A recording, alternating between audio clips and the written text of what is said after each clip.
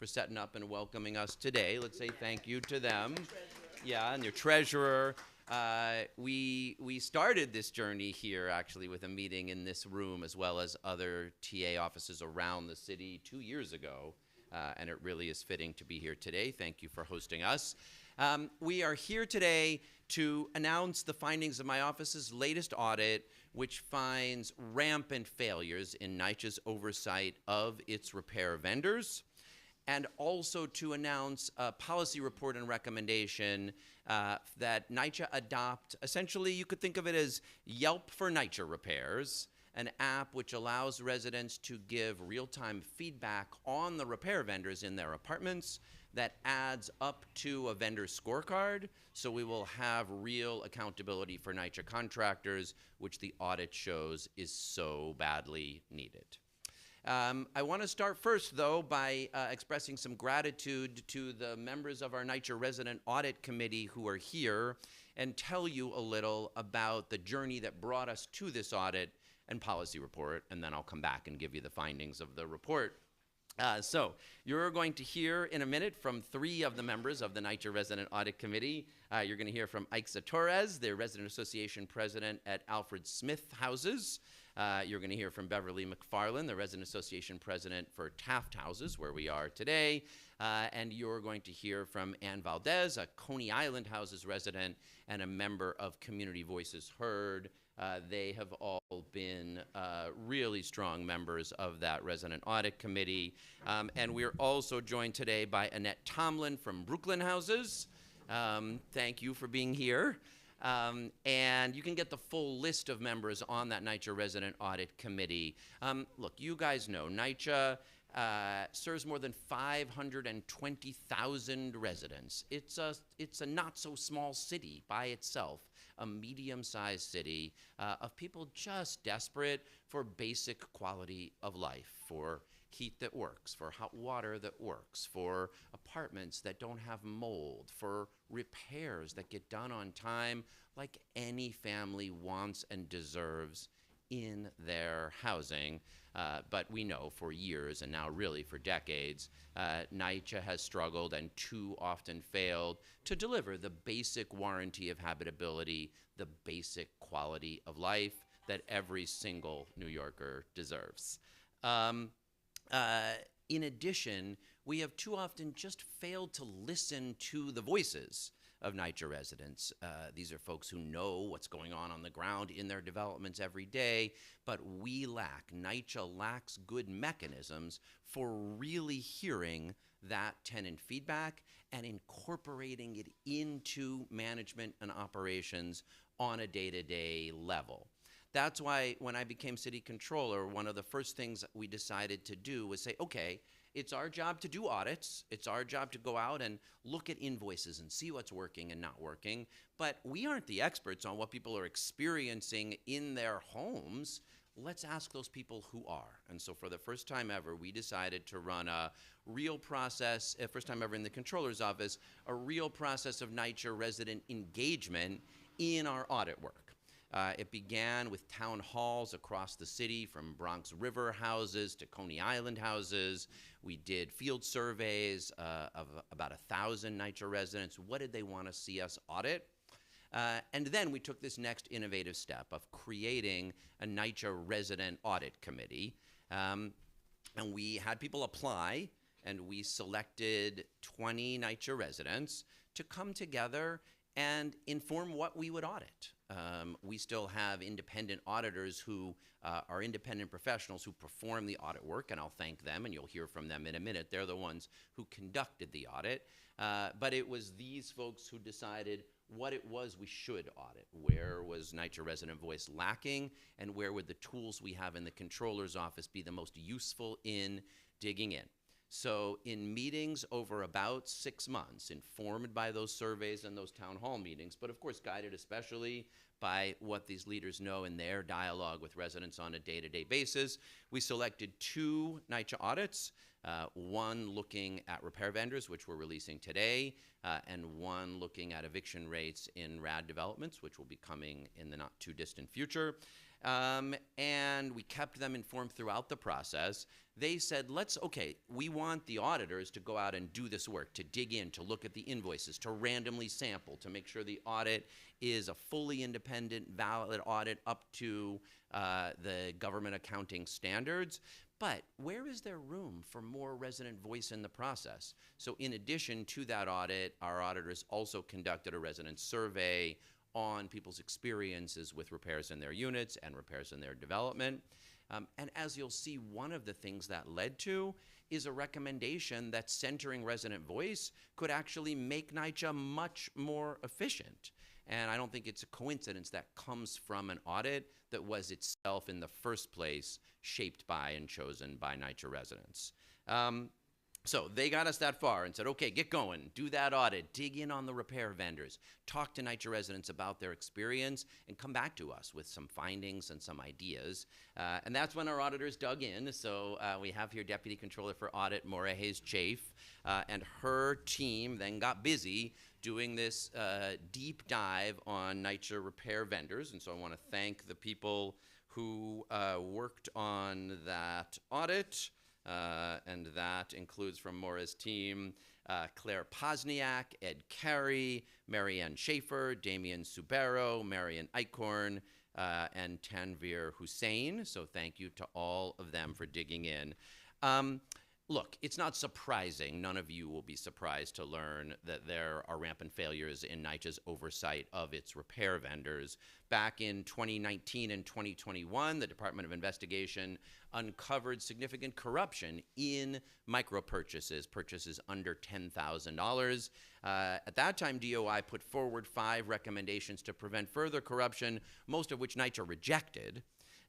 Then 5 years later, in February of this year, 2024, impropriety over vendor selection led to the Southern District of New York announcing indicting 70 NYCHA employees on bribery and extortion charges, again, focusing on those small repairs, either small repairs, which in NYCHA terminology is under $50,000, or micro repairs, which is under $10,000. Those, and in many cases, there were across 100 developments, significant kickbacks and corruption. DOI focused appropriately on the corruption issues. What residents asked us to focus on is actual issues of whether the repair work got done, whether residents were satisfied by it, whether contractors who had performed good work got rehired, and contractors who had failed to perform the work didn't get hired again. And that's what the purpose of this audit was to dig in on the questions with those, especially with those small and micro repairs, things that are in the units, fixing a bathroom, repainting a unit, abating a leak, dealing with a problem in the kitchen, that work in an apartment, especially under $10,000 or under $50,000. Did that work get done? Was there a consequence if vendors failed to do it? And what role and voice did residents have in that process? And the findings of the audit are not surprising, but they are galling. Nearly half of the sampled purchase. Oh, let me say one bit, and you can ask more and more questions about the details here. But we looked at a universe that was about $135 million worth of repairs. It's all broken down in the audit of those kinds of small and micro repairs. And what the auditors found was that 46% of the time, nearly half the time, the purchase orders lacked evidence that any work was performed. That doesn't mean it wasn't, but how would you know? A good percent of that time, we literally may have been paying for work that was never performed. The purchase order, the invoice for payment, lacked evidence that the work was done. On these smaller purchases, we found that there's a real inadequate monitoring of the procedures to prevent waste, fraud, and abuse. The policies that exist for controls on larger purchases don't exist in many cases for these smaller, under $10,000 or under $50,000 purchases, even though they add up to $135 million. And one thing that I was most troubled by is for these small and micro purchases, there's no formal system of evaluation for the contractors. The work is considered small, and so they don't take formal evaluation. And yet what that means is even if a contractor failed to perform the work, even if the work was shoddy and the repair had to be redone just a few weeks later, it never showed up in a way that would have NYCHA say, let's not hire that vendor again, and that vendor might go on to get more and more work. And that's what the audit showed, and if you have questions, we're glad to dig in with you.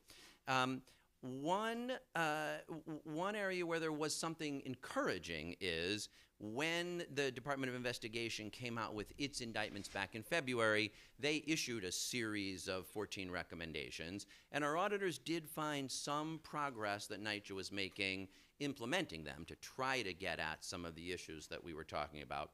But one thing really stuck out to me that NYCHA continues to refuse to take seriously and make progress on, and that was on making room for residents to give feedback on repairs.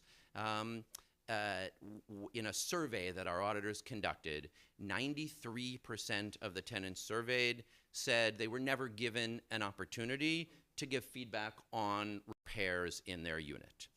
And that's what we're talking about here. We're talking about in-unit repairs, on which obviously the best way to find out whether the work was done, whether it was done well, whether the contractor showed up when they said they would, perform the work effectively, and people were satisfied, would be to ask the residents who live there. NYCHA has no meaningful mechanism for doing it. 93% of residents say it never happened. When we asked NYCHA, when our auditors asked NYCHA about this, they said, oh yes, we take resident feedback, and here's what they pointed to. An annual general survey where residents can give general feedback about how they're feeling about NYCHA. Obviously that's long after any repair work was done and bears no relationship to whether the actual work was done in the unit. And similarly, the My NYCHA app has a general comments section, but those comments are not in any way tied to that particular repair order or that work in your unit. So NYCHA has continued to say this is not a recommendation that we're planning to move forward on. So what we decided to do, in addition to the audit, was put together a policy report that looks at how other affordable housing developers, including other public housing agencies around the country, are using technology to listen to resident voice. And I want to shout out Nicole Christoul from our policy and organizing team who did this work called sorry, let me get the title of it so I get it right and respect her work. Nicole, what's it called? So we produced a policy report alongside the audit called Residence Reviews and Repairs, and at its core is a very simple idea, because all of you have in your pockets devices that enable you to give feedback on customer service. This is common in Yelp or in TaskRabbit or in Uber, almost any customer service experience these days. After work is performed, you just have the opportunity to simply rate the service and say how well it was done. And lo and behold, that is being done in affordable housing across the country. Some public housing developments and many affordable housing managers are using simple technology tools that let residents give that feedback. So after the repair work is done in your unit, before the vendor gets paid, you get a text or an email. You have a simple opportunity, maybe you get 3 categories, like was the work done? Was it done well? Were they respectful of your time? And you give 1 to 5 simple ratings. The beautiful thing about that is very quickly over time, it adds up to a vendor scorecard. You don't need to build a whole new bureaucratic system where people go out and check work and you have to hire more people. You have the residents right here over time as that repair work gets done. Now you can show the public, and you'll quickly see which vendor you're using in so many places. Enables residents to take voice and build trust in the system and give you a more efficient system for spending your money wisely.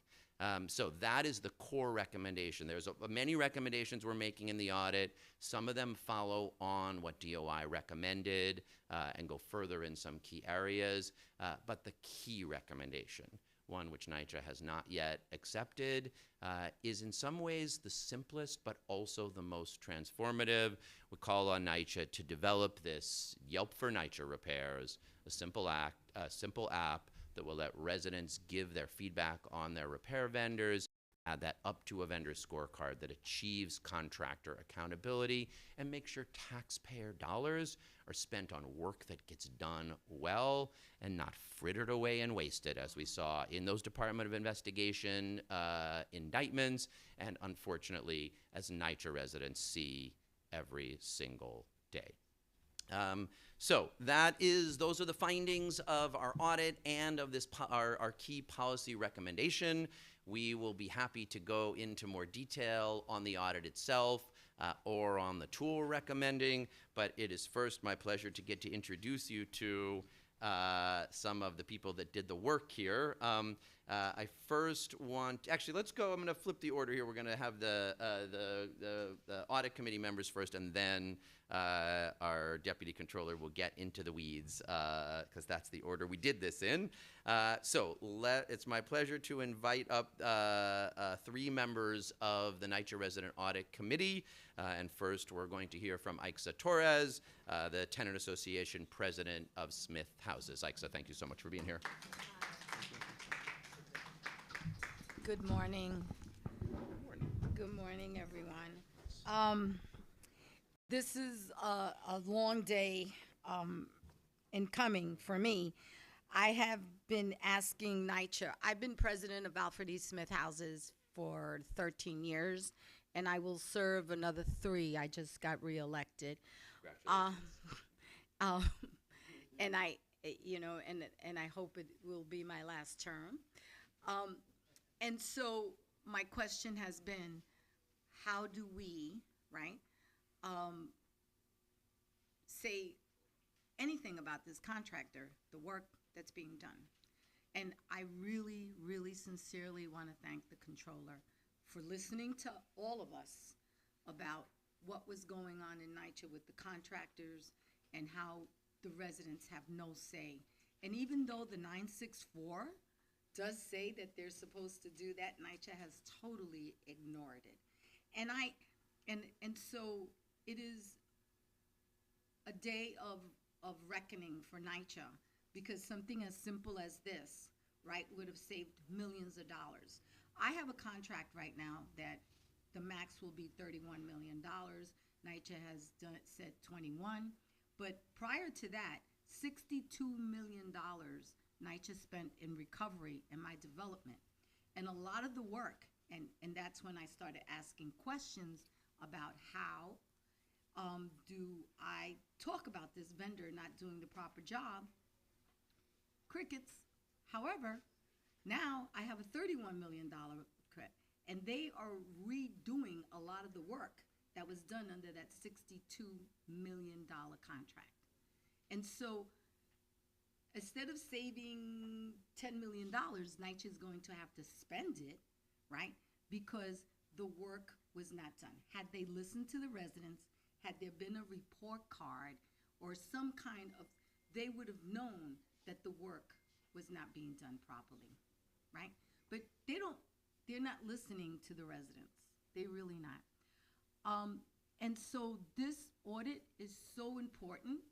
I thank all the press for being here, for showing respect to the residents in public housing, because people, for some reason, I think they don't think, I happen to be bilingual, right?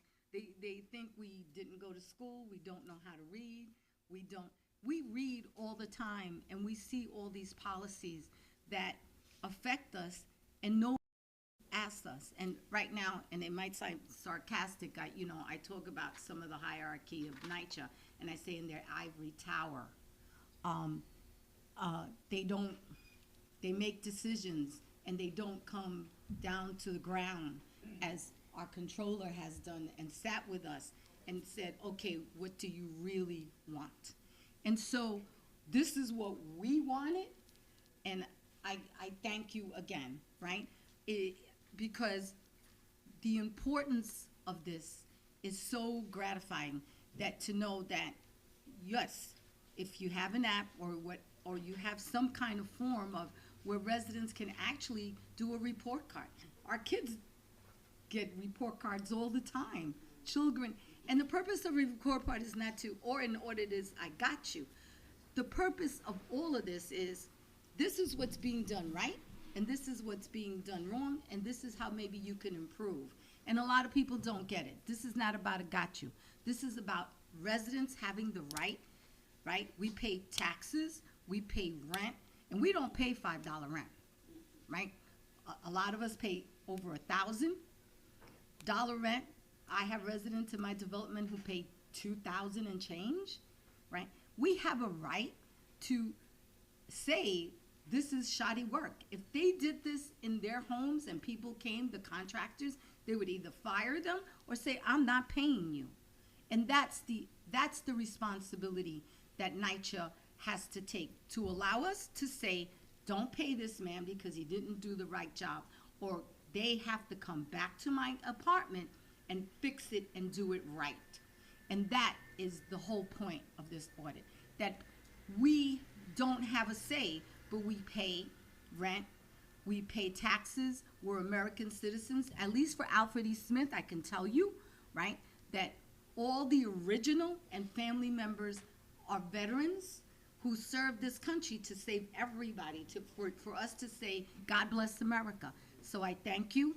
I cannot begin to thank you how much I thank the controller and the members of the committee for coming to the meetings and standing strong, and of course the audit, the auditors who actually did the audit and really listened to us. And so I thank you. Have a good day.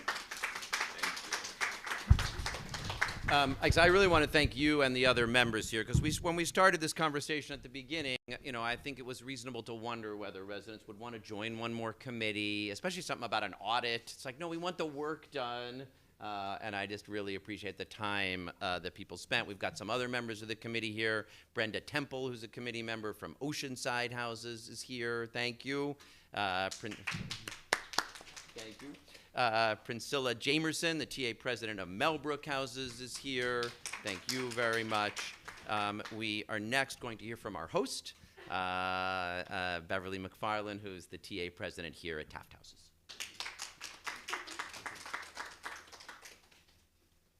Good morning, and thank you.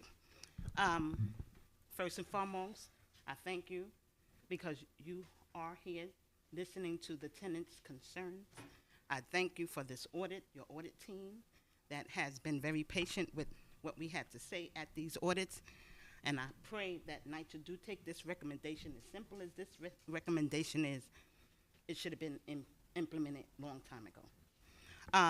Right now in Taft, I have numerous, and I tell you, the contractors are not accountable at all. They have not been accountable.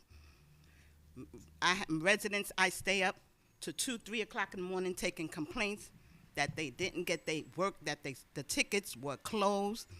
The frustrations of my residents is always that they did a shoddy job. So something have to be done.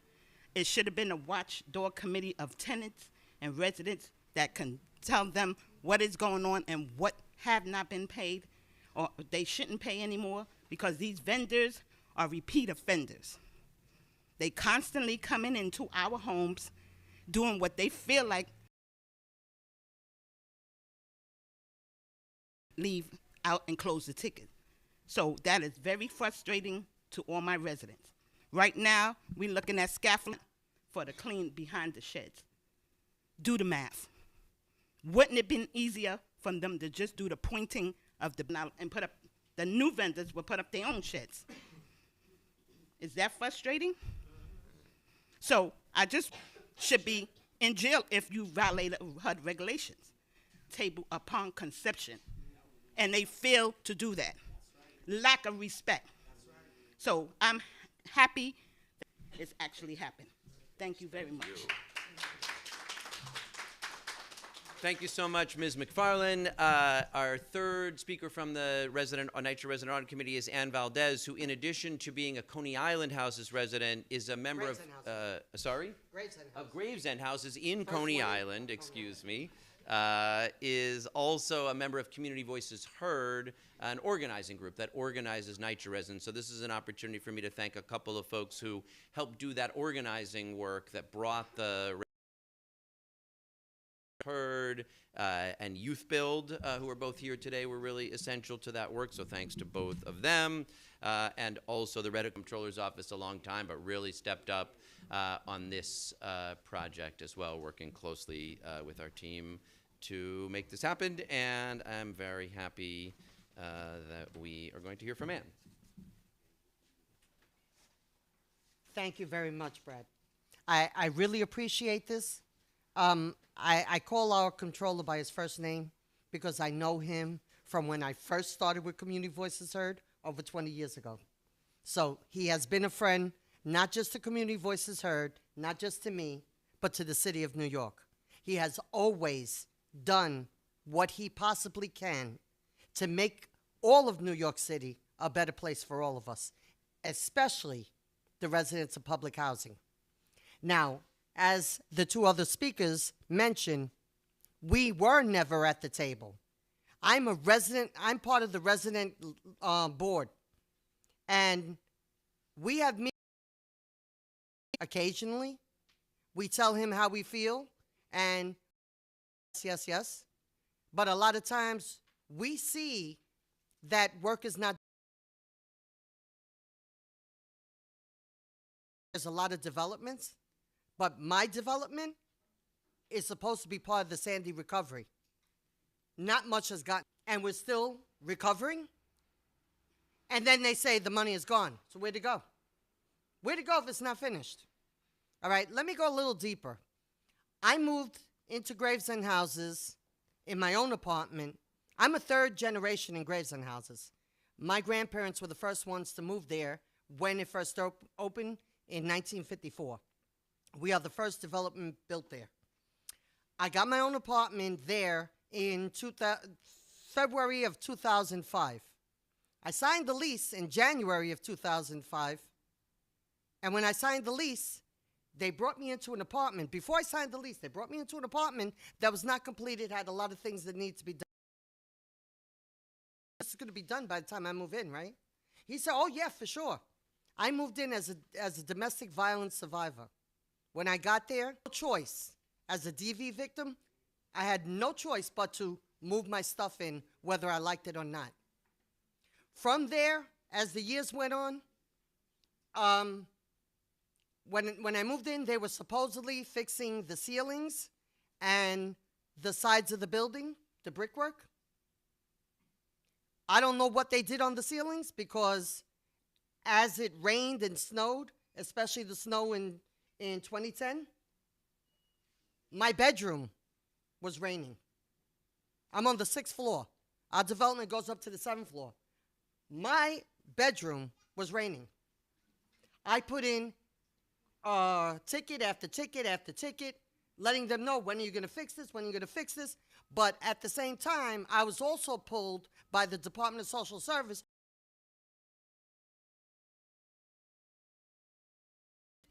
And I didn't have the tools to be able to push back to get it done.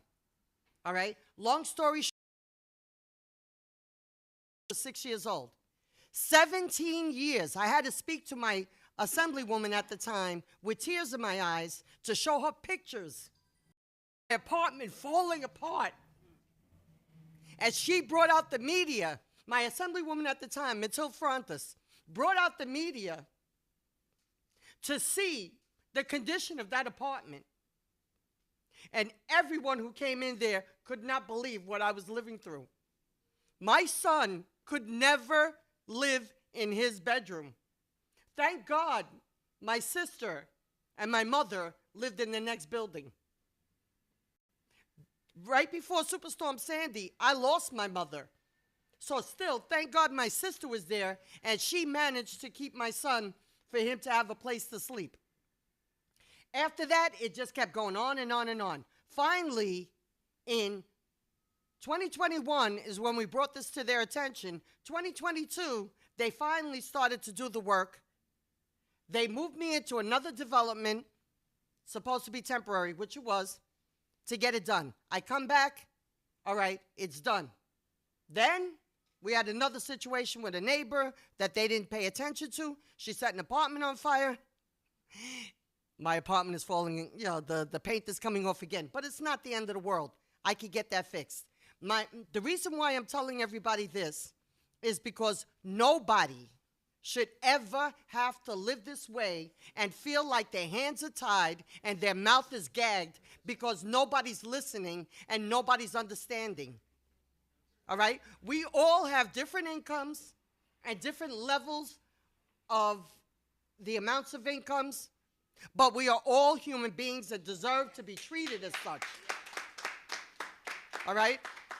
I have tried very hard in my community, through Community Voices Heard, through myself, through other organizations. I'm also part of a lot of organizations in Coney Island. We're working hard in every way that we can to make sure that the residents of public housing are aware. Now NYCHA comes out with these, oh, well, we have no money, so let's get in partnerships with private entities. No, you're not selling us out. No. Stop trying to tell the residents that it's better for them and then you leave them hanging. Or even worse, you're a victim. No, this is not acceptable. This is not humane. This is the United States of America. This is supposed to be open to everyone to have a better life. Give us that better life now. Thank you.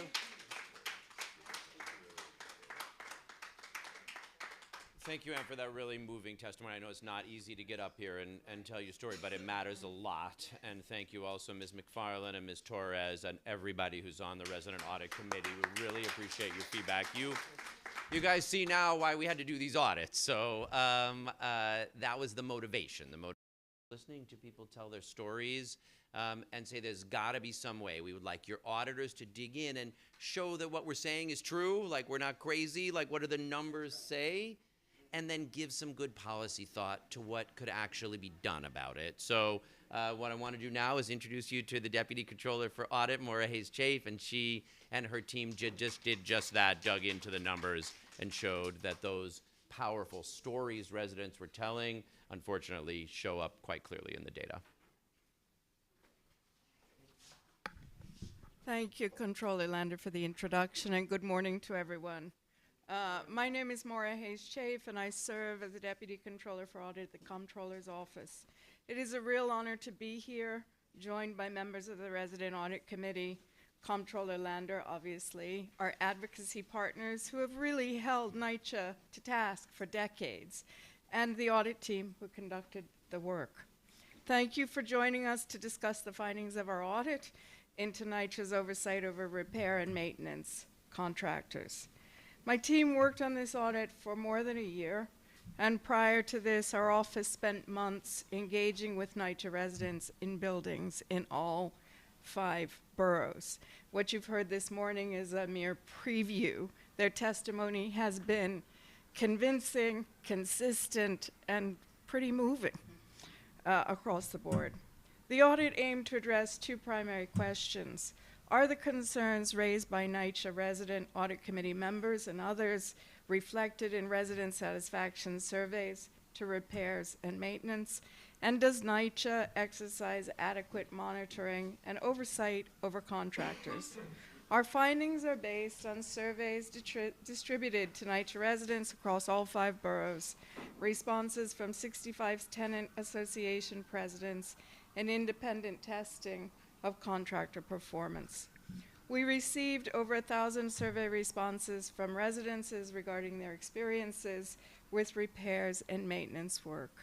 30% of residents rated the contractor performance as poor, and fewer than half rated the work as good or better. We also found that NYCHA does not seek or record testimony or feedback from residents on completed repairs, and no system currently exists to effectively collect this data.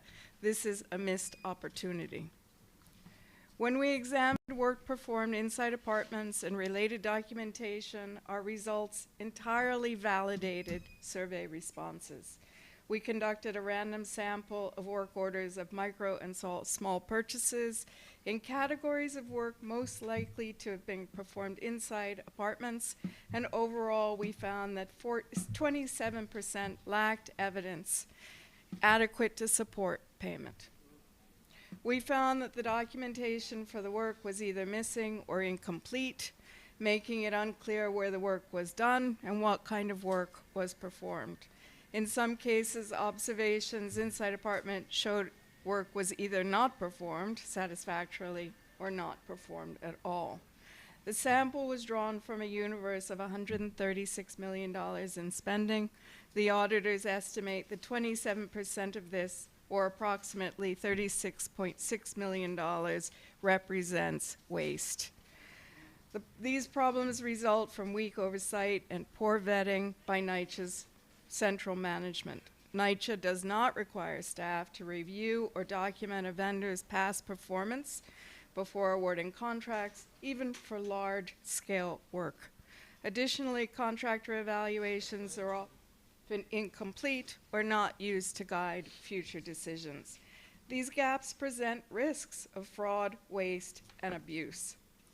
We provided NYCHA with a series of recommendations focused on stronger oversight, better monitoring of vendors, and the importance of resident feedback. Our audit highlights systematic issues in NYCHA's oversight and accountability processes. Addressing these gaps is essential to improving service delivery, ensuring efficient use of resources, and rebuilding trust with residents. More than 500,000 New Yorkers are counting on NYCHA to get it right, and implementing the recommendations we provided is a meaningful step forward toward that. Thank you very much for your time, and I'm happy to pass it back. Thank you, Deputy Controller Hayes Chafe. So now we had those powerful resident voices calling out, just to be treated like every human being, every New Yorker wants and deserves. And now we had all this data that our auditors dug in and showed lack of oversight of repair vendors. But we wanted to go one step further and say, what is it that could actually make some progress here? Again, we're pleased to see NYCHA beginning to implement the recommendations from the Department of Investigation report back in February. But when we realized that there was still not anything in place for taking resident feedback seriously and having that add up to vendor accountability, we said, surely this is happening elsewhere in every other aspect of our lives. We could rate almost everything. And again, I just like residents do it. We all do it. Every day we're giving some feedback. And we see, again, whether in that Uber driver or that Yelp contractor, an ability to know whether that's a restaurant you want to go to or a contractor you would trust. And it seemed clear there must be folks doing that in housing. So Nicole Christoul in our policy and organizing team got busy, went and talked to some folks around the country, looked at several tools that landlords and property managers are using, found that it's pretty straightforward to put together, and that it's a much simpler way of building out that system of accountability than you might think traditionally. You might have thought of coming out of this audit with like a more set of bureaucratic recommendations. NYCHA should hire people to do that oversight, or look at every unit that's been done. The beautiful thing here is a thing that would give residents some feeling of oversight and power and restore some trust is the thing the market is telling us is most effective at building your systems of accountability anyway. So Nicole, thank you very much to you for putting this report together and showing that this is something that residents will be able to do. And that is why we're here today, to give voice, to lift up and make sure others could hear the powerful voices of the NYCHA Resident Audit Committee, to provide the data in our audit, and to show amongst our recommendations one clear and simple way forward that we hope NYCHA will adopt, that will genuinely give residents some power over the repairs that shape their lives, and that can go a long way and quickly to making sure that taxpayer money is actually being spent on work that gets done, so NYCHA residents can live in the decent quality that they and every New Yorker deserves. Thank you very much for being here. We'll be glad to take your questions. Shaq's gonna. On the idea of an act, other cities do this already. Other housing authorities do this already. Much like sanitation saying, let's put the trash in a container. Yes. Which somebody already been doing this, and what does it say about leadership in New York? Ooh, those are good questions. And I think you're right. This is not that complicated or innovative an idea. You want good technology to do it, but there's no end of opportunities for it. And yeah, I mean, in some ways, the thing that surprised me the most was that in several of the other areas, NYCHA just kind of accepted the recommendation and said, yes, of course, we need to make sure the work is done before it gets paid. But on this one, they pointed to other things they have that aren't this. Said we do an annual survey. The My NYCHA app has a general comments app. This is a simple tool. And if you genuinely believe that resident voice matters, but even if you also just want the most effective way to get rapid feedback, it seems straightforward that this is it. So whether it's just, look, there's an entrenched way of doing things and this is not part of it.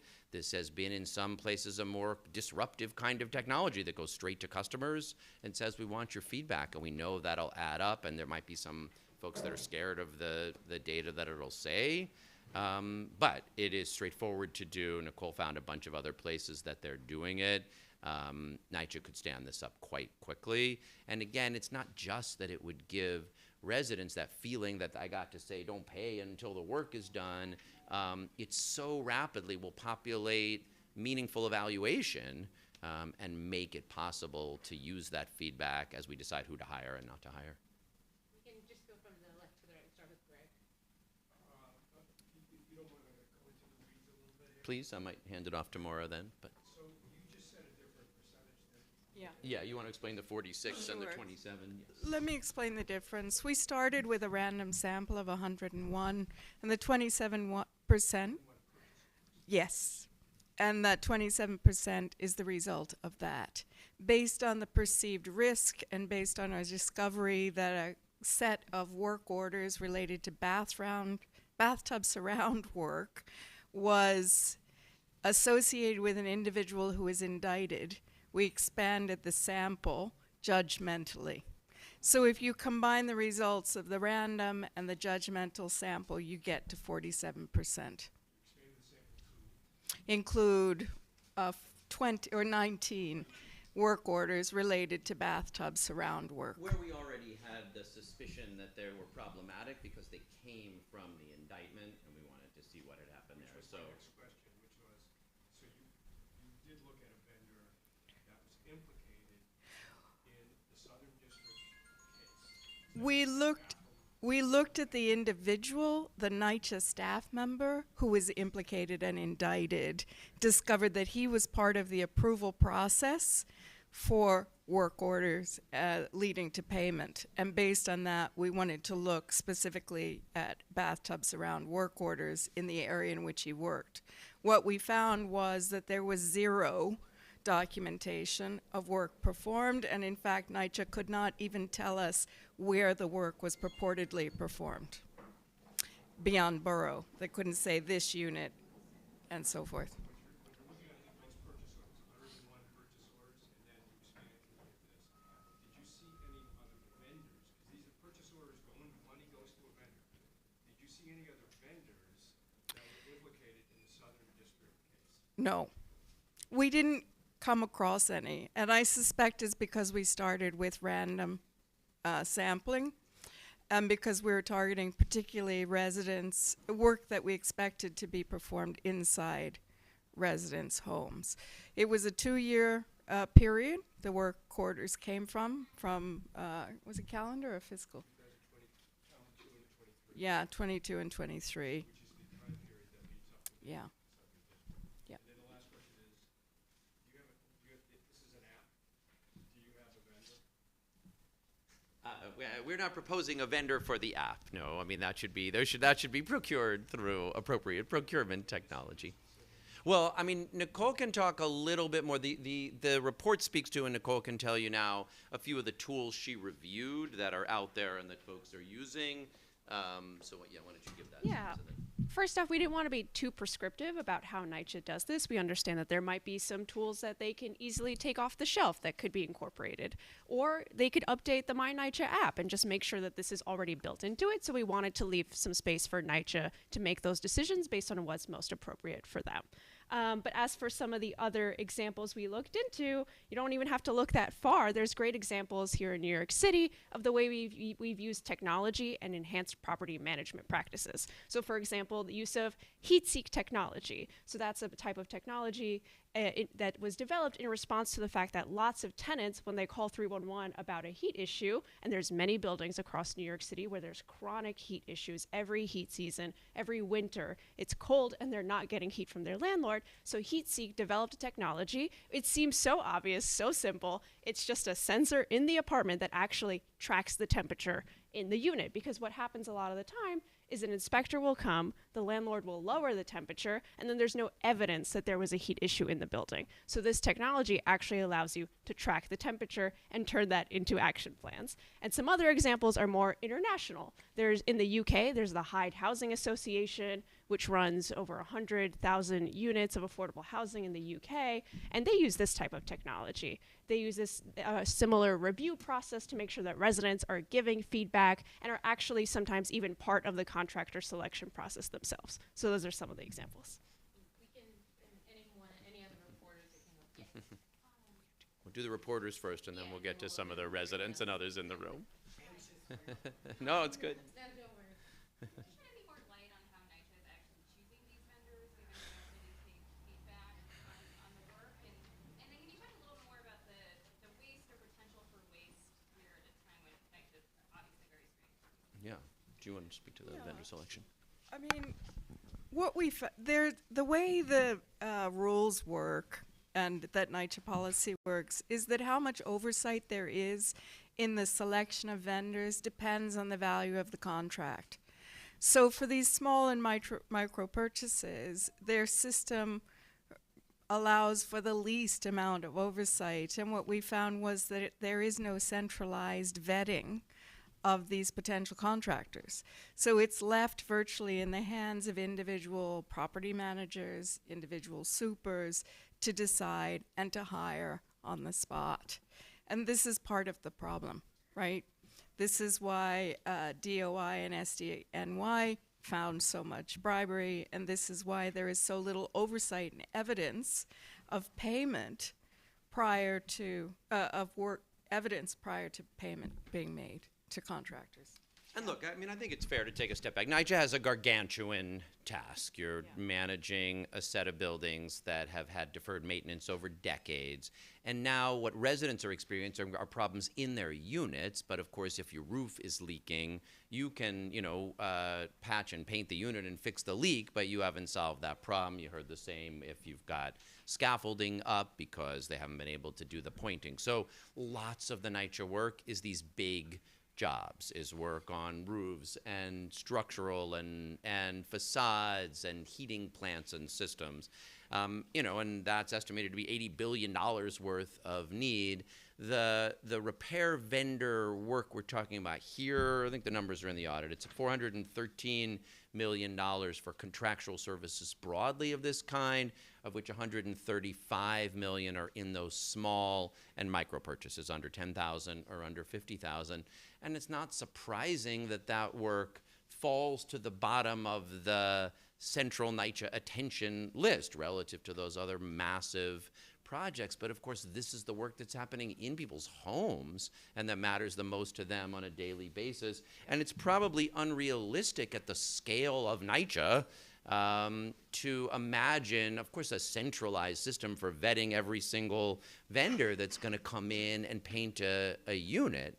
That really is why the technology of this sort makes a lot of sense. It's better for those kind of distributed systems where lots of folks are going to be hiring many vendors, but you still need some system for making sure that work gets done, holding people accountable, and having some scorecards. And that would have been hard to do before this kind of technology existed. You either would have needed a massive bureaucracy or not been able to do it at all. But the agency has to be able to move forward, both on the big projects, on the lead and on the roof repair and on the boilers, and on bringing in some new technology tools that make sure the work in people's homes gets done. If you just take the $135 million by the random 27% of work orders that weren't backed up. I guess you gave that number. It was $36.6 million of, we can't say for sure that's how much money was wasted in that, but that's the potential risk found by the percent of vouchers that we found weren't sufficiently supported. Obviously, the work could still have been done, even though there wasn't evidence of it with the purchase order, but that's not a good way to rely on your system. Given NYCHA's pushback on this recommendation, are you optimistic that they'll implement it? And if not, what then? Yeah, well, first, hopefully they will, I mean, I think it's, if you look in the audit, they say they accept the recommendation but then they say, well, we accept it, but we're already doing it with the annual general feedback and the NYCHA general feedback. So first, we just have to say that's not actually accepting it. We'd love to sit down with NYCHA leadership and go over this, bring the resident audit committee together. I'm optimistic this is the kind of solution that the current NYCHA leadership would want to implement. So I think we're going to try really hard. Our audit team we put up an audit recommendations tracker, so you can go on our website and see which things were accepted and which things are done. But sometimes we pick things where we really dig in with the agency and say, no, come on, this one's going to make a big difference, and you've got a lot going on, but this one is achievable. So I hope they will. And today I'm here in my comptroller capacity and so this isn't a time for electoral politics, but obviously there are many areas where New Yorkers are hungry for common sense solutions to make sure work actually gets done that matters to people, and that is the kind of leadership we need from all our city agencies and from City Hall. We can start from the front row for any other questions. We have one reporter in the back, sir. Yes. Thank you.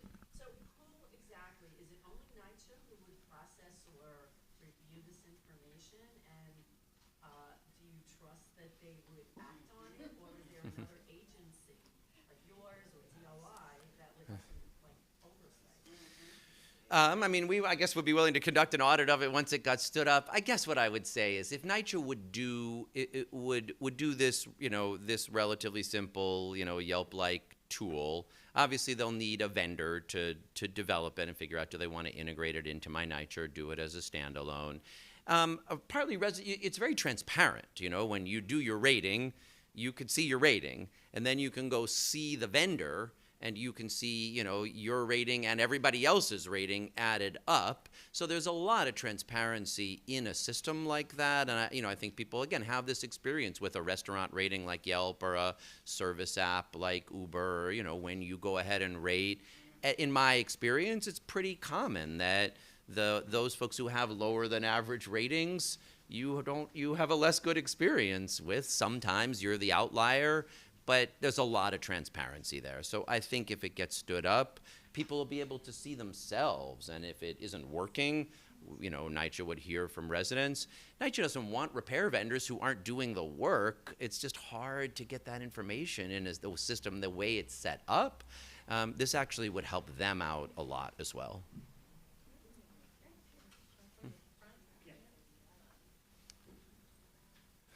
Thanks, Andrew.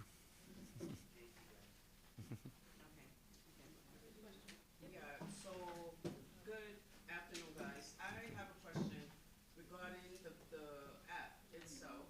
If it's implemented, how do you transition that over to senior citizens? And also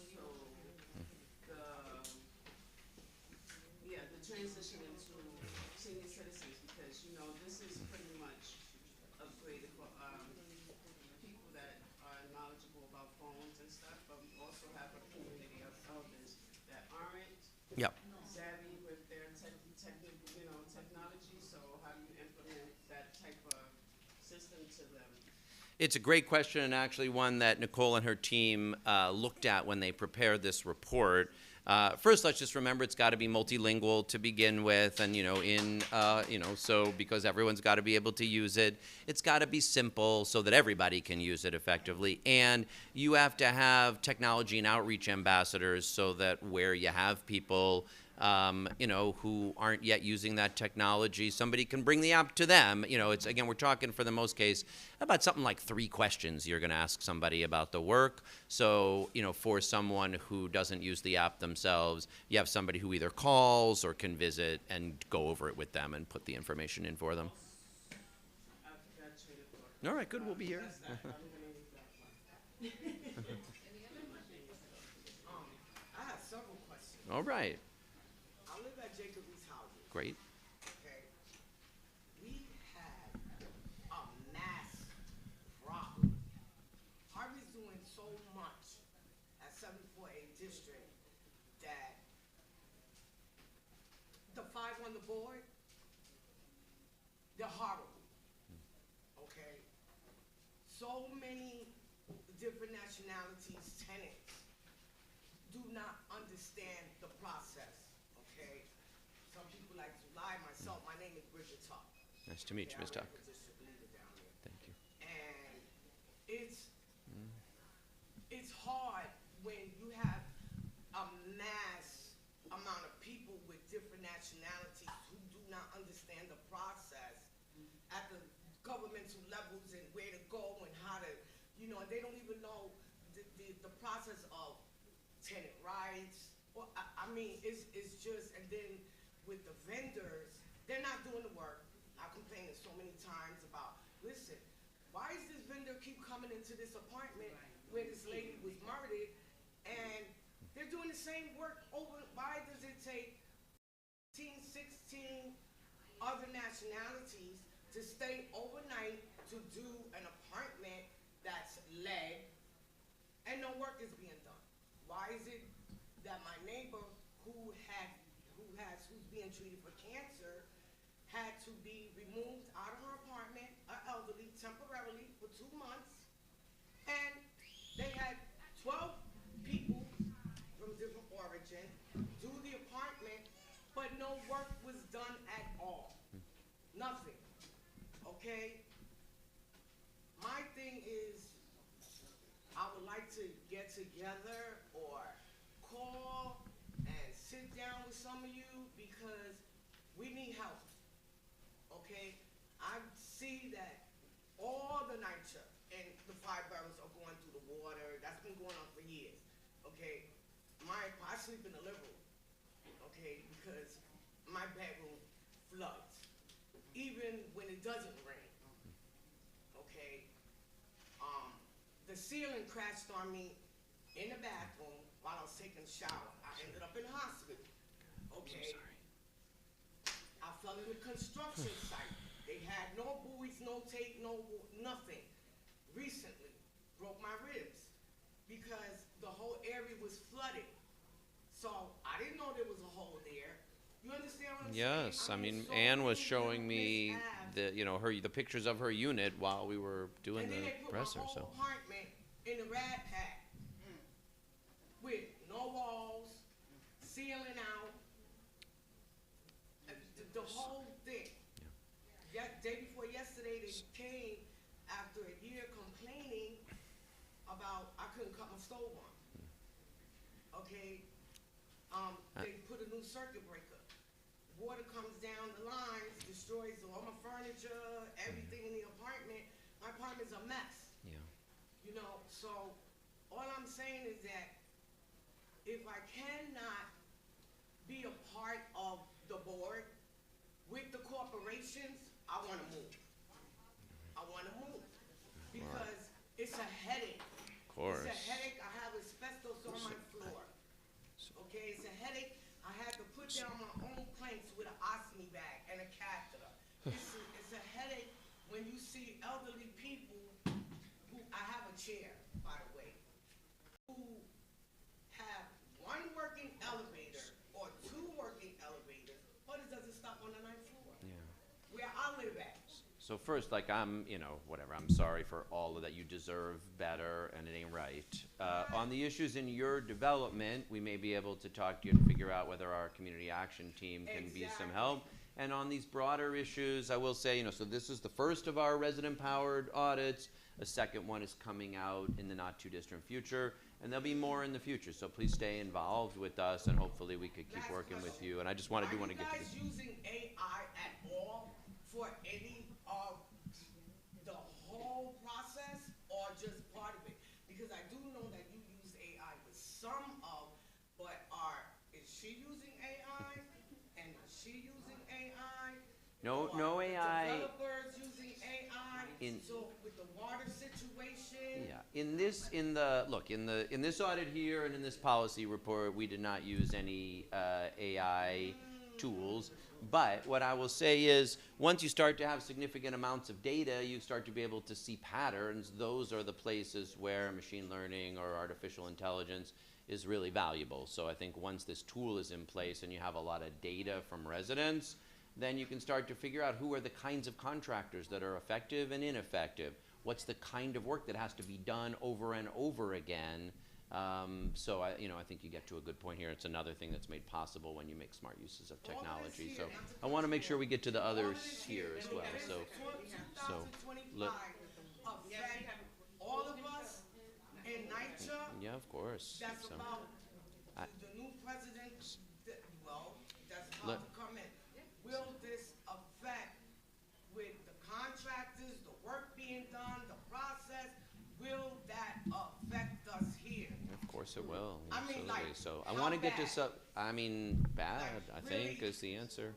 So look, last time I want to get to some other questions, Okay. but last time in the first Trump administration, Ben Carson, his HUD secretary, proposed eliminating the Public Housing Capital Fund altogether and cuts to the Public Housing Operating Fund that would have cut NYCHA repair on operations budget by 37%. So bad. Is But that good? That's what I'm. But that's why we got to get more effective work out of the money that we're spending. So that's why we're doing it today. Let me take the woman behind you, and then we got to wrap up.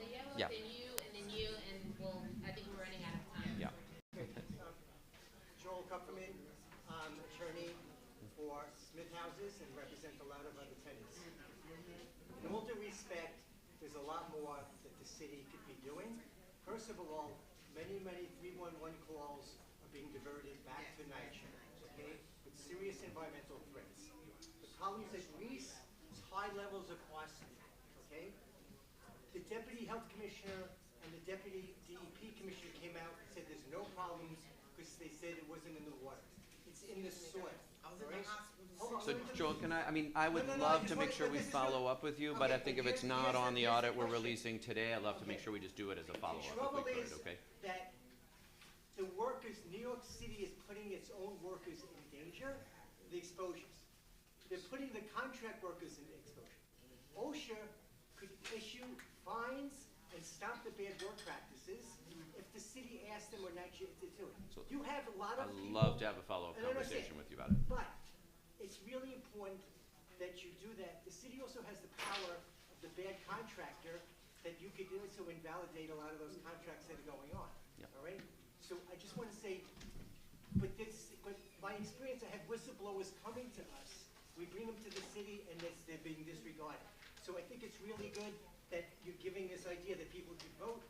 They don't want to just hear, it's more than just knowledge, it's got to be something a little more solid, all right? And the feds in this state, or people that you could work with, and I believe that you haven't been working, with them. When there's a violation, and this is really important because I've been doing this. I'm for not 10 saying it's years. not important, I'm I just got saying my we'd love to card. sit down and talk with you when we have a little more time to do it. So thank you, I want to make sure we get this But person I just in want to here. say the Thank you. environmental level of thing is bad, it's more than bad. There's a brownfield in Understood. Greece, and there's been no stopping. We've reached 180 degrees in temperature that's coming up, okay?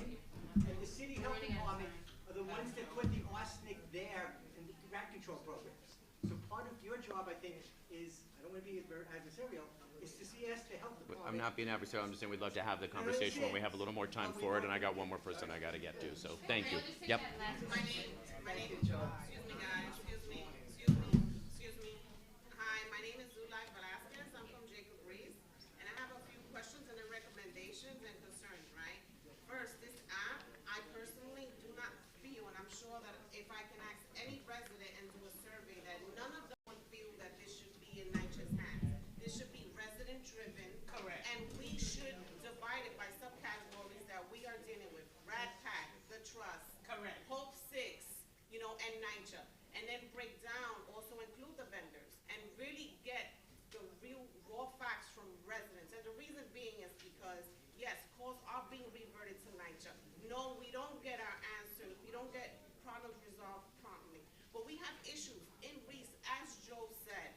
People are dying in Reese. It's not coming to us dirty, it's because we're being excavated. Yeah. Because of East Coastal resilience and Sandy resilience, that our residents are catching arsenic and lead poisoning. Some are dying. This is real serious, but this act should not be in NYCHA.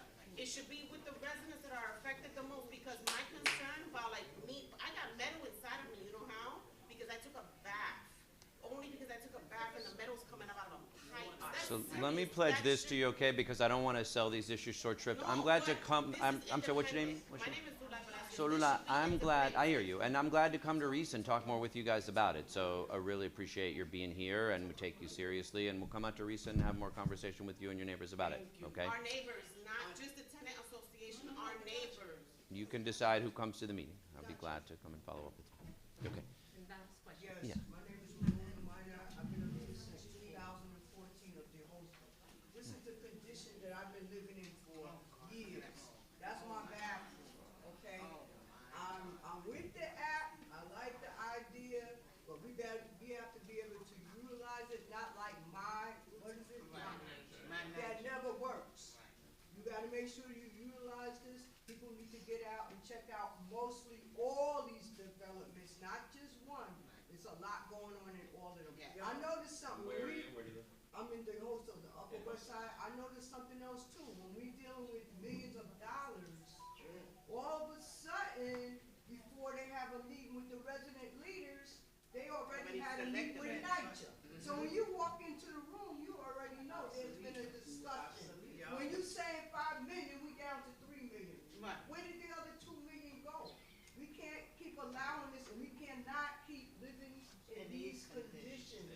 I have a granddaughter that suffers from asthma, from these conditions in my bathroom that I have to go through every day.